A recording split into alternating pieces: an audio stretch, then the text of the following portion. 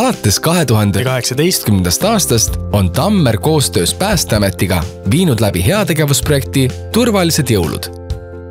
Soovime anda panuse laste turvalisusele ning seetõttu oleme igal aastal ühele haridusasutusele kinkinud tuletõkke avatäiteid.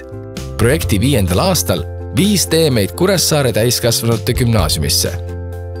Koolihoone rekonstrueerimise käigus jäid paigaldamata tuletõkkeuksed, mistõttu tegi Päästeamet ettekirjutuse tuletõkkesektsioonide puuduste osas.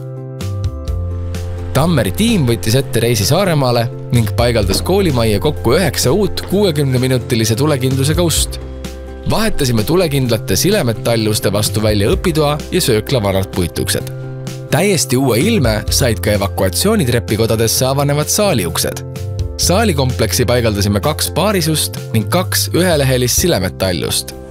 Uued uksed on varustatud evakuatsioonisulustega tagamaks hädaolukorras hoonest väljumise ohutust.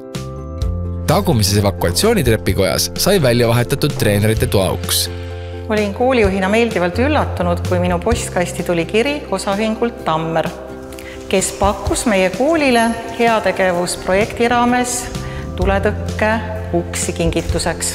Kuna meie võimlemiskompleksi kasutavad ka linna teised asutused, siis seetõttu oli see meie jaoks eriti oluline pakkuda turvalisust ka oma rentnikele. Suurimatest rentnikest on meie saali kasutamas tuntud ja tunnustatud Eestis võimlemisklubi Pärl, samamoodi ka meie riigigümnaasium ja veel mitmed teised asutused. Hea on töötada ja õppida turvalises majas. Aitäh teile, osaühing Tammer! Täname väga kõiki projektis osalenuid, kes aitasid tuua jõulurõõmu Kuressaare väikestele ja suurtele õpilastele ning muuta haridustee turvalisemaks.